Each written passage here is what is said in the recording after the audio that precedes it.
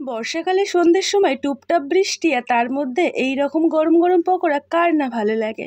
নমস্কার বন্ধুরা, প্রত্যেকবারের মতো আজকেরও হাজির হয়ে গেছি। তবে আজকের আমি আপনাদের সঙ্গে দারুণ মুখরোচক এবং টেস্টি পকোড়ার রেসিপি শেয়ার করব। তো চলুন দেখে নিই কী দিয়ে এই পকোড়াটি আমি তৈরি করছি। দেখুন বন্ধুরা, আজকের কোনো চালের গুঁড়ো আটা ময়দা নয়, আজকের আমি চাউমিন দিয়ে পকোড়া বানাবো। তার জন্য কিছুটা পরিমাণে চাউমিন শুধু লবণ দিয়ে ভালো করে সিদ্ধ করে নিয়েছি, আর এই রকম চাউমিনটা ঝরঝরে হয়েছে। এবারে কিছু উপকরণ এর মধ্যে অ্যাড করব। যেমন প্রথমে নিয়ে নিচ্ছে বেশ কিছুটা পরিমাণে পেঁয়াজ কুচো, এটা আপনাদের নিজেদের মতো কম বেশি করে নিয়ে নেবেন। তারপরে আমি এখানে দিয়ে দেব কিছুটা পরিমাণে ধনেপাতা আর ঝালের জন্য কাঁচা লঙ্কার কুচো। কাঁচা লঙ্কা বা ঝালটা নিজেদের পছন্দ মতো কম বেশি করে নিয়ে নেবেন। তবে আপনাদের কাছে একটাই কথা বলবো, এই পকোড়াটা একটু ঝাল ঝাল হলে খেতে কিন্তু ভীষণ ভালো লাগে। এবারে আমি এখানে দিয়ে দেব দুটো ডিম, যেটা একটা বাটির মধ্যে আগের থেকে ভেঙে নিয়েছিলাম। তারপরে আমি এখানে দিয়ে দেব অল্প একটু চিলি ফ্লেক্সটা দিলে খুব সুন্দর খেতে হয়। তারপরে দিয়ে দেবো এখানে 1.5 চামচ পরিমাণে আদা রসুন বাটা, এটা চামচটা যেহেতু ছোট তাই আমি 1.5 চামচ দিলাম। আর দিয়ে দেবো স্বাদ মতো লবণ, অল্প একটু কাশ্মীরি রেড চিলি পাউডার, কালারটা খুব ভালো আসবে। তারপরে আমি এখানে দেখুন সব কিছুকে ভালো করে একটা কাঁটা চামচের সাহায্যে মিক্স করে নিচ্ছি। যেহেতু আমি এখানে ডিম দিয়েছি তাই ডিমটাকে চাউমিনের সাথে ভালো করে এইভাবে মিক্স করে নিতে হবে। চাউমিন তো আমরা অনেক রকমভাবে বানিয়ে খাই, নিরামিষভাবে বা ডিম দিয়ে, চিকেন দিয়ে, নানা রকমভাবে। তবে চাউমিন দিয়ে এই রকমভাবে একবার পকোড়া বানিয়ে দেখতে পারেন, দারুণ হয় খেতে।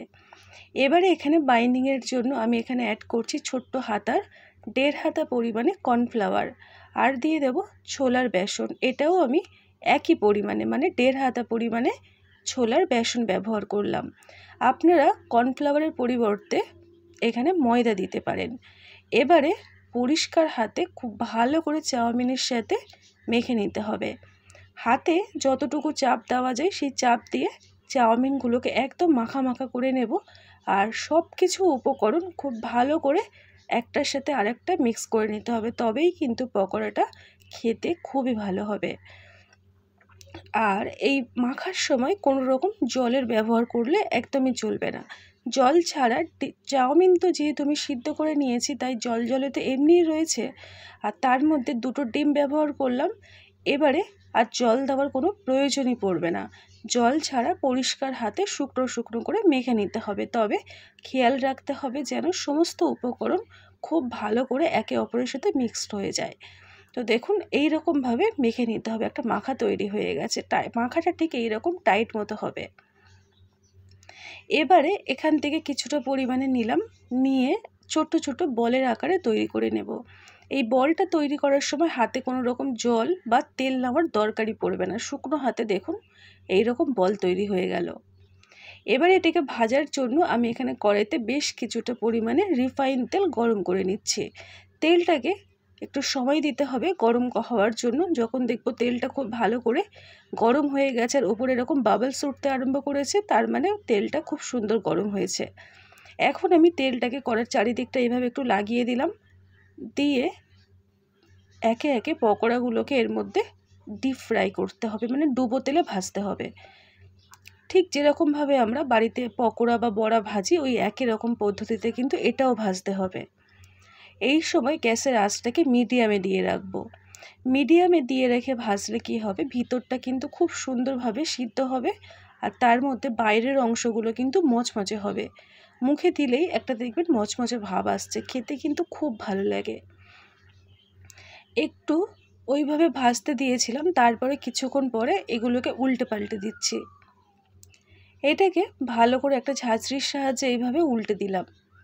গায়ের কালারটা কিন্তু আসা পর্যন্ত আমাদেরকে অপেক্ষা করতে হবে।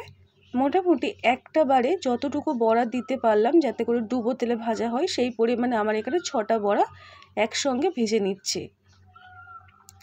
আমার সকল বন্ধুদের জন্য রইল আমার অনেক ভালোবাসা, যারা প্রথম থেকে এখনো পর্যন্ত আমার সাথে রয়েছেন। আজকে যদি আপনি নতুন হয়ে থাকেন তাহলে প্লিজ চ্যানেলটিকে সাবস্ক্রাইব করে রাখতে পারেন, আর তাহলে এই রকম নানা রকম রেসিপির ভিডিও আপনার কাছে চলে যাবে। তো বন্ধুরা দেখুন, কথা বলতে বলতে পকোড়াগুলো কিন্তু মিডিয়াম আঁচে রেখে বেশ লালচে করে ভাজা হয়ে যাচ্ছে।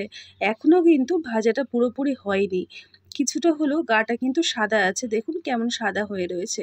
তবে এই রকম অবস্থা কিন্তু তুলে নেব না, এটাকে আরেকটু লালচে করে ভেজে নেব। যেহেতু বলগুলো একটু বড় আকারে হয়েছে, তো সেই কারণে ভিতরটাও কিন্তু খুব ভালোভাবে সিদ্ধ হওয়ার একটু সময় দিতে হবে। তো সেই কারণেই আমি মিডিয়াম আঁচে রেখে মোটামুটি 5 থেকে 10 মিনিট সময় লাগছে পকোড়াগুলোকে ভেজে নেওয়ার জন্য। দেখুন কালারটা কত সুন্দর এসছে, আস্তে আস্তে কালারটা কিন্তু পুরোপুরি চেঞ্জ হয়ে যাচ্ছে। আর বাইরে থেকে এতটা মজমজে হয় যে মুখে দিলেই কিন্তু আপনি বুঝতে পারবেন। তো আজকের আমার পকোড়াগুলো কিন্তু খুব সুন্দর করে ভাজা হয়ে গেল।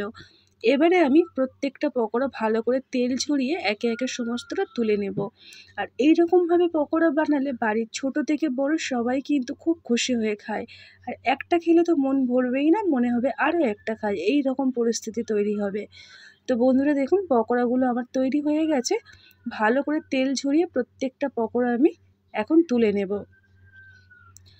ঠিক একই রকমভাবে তেল ঝরিয়ে সমস্ত পকোড়াগুলোকে দেখুন তুলে নিচ্ছি। এবারে কড়াইতে তেল রয়েছে, বাকি পকোড়াগুলো ওই একই রকম পদ্ধতিতে লো টু মিডিয়াম ফ্লেমে রেখে ভেজে নিচ্ছি। একবারে আমি যতটুকু বড় পকোড়া দিলে সেগুলোকে ডুবো তেলে ভাজা হবে সেই কটাই আমি এখানে অ্যাড করছি। আর এই পকোড়াটা এতটাই চটজলদি হয়ে যায় যে খেতে হয় অসাধারণ, আর খুব তাড়াতাড়ি হয়ে যায়। দেখুন এই রকমভাবে প্রত্যেকটা পকোড়া আমি তেলের মধ্যে দিয়ে দিলাম, দিয়ে এবারে উল্টে পাল্টে একই রকম পদ্ধতিতে লো টু মিডিয়াম ফ্লেমে বড়াগুলোকে ভেজে নিতে হবে।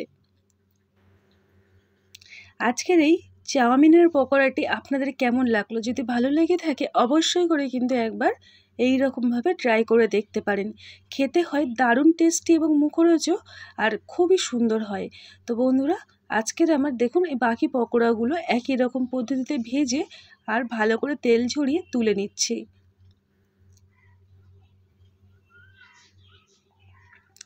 কয়েকটা একটু গায়ের কালারটা চেঞ্জ হওয়া পর্যন্ত অপেক্ষা করলাম, বাকিগুলো একই রকমভাবে তেল ঝরিয়ে ভালো করে তুলে নিলাম। তো বন্ধুরা আজকের আমার চাউমিনের পকোড়া কিন্তু একদমই তৈরি হয়ে গেল। গরম গরম সার্ভ করে নিচ্ছি। আর এই গরম গরমই খেতে কিন্তু খুব ভালো লাগে। আপনি যদি সস দিয়েও খাবেন তা দিয়েও খেতে পারেন, অথবা মুড়ি চা দিয়েও খেতে পারেন, খুব ভালো লাগে খেতে। রেসিপিটি যদি আপনাদের এতটুকু ভালো লেগে থাকে ছোট্ট একটা লাইক দিয়ে আমার পরিবারে আসার অনুরোধ রইল। দেখা হচ্ছে নতুন একটা রেসিপি নিয়ে। টাটা।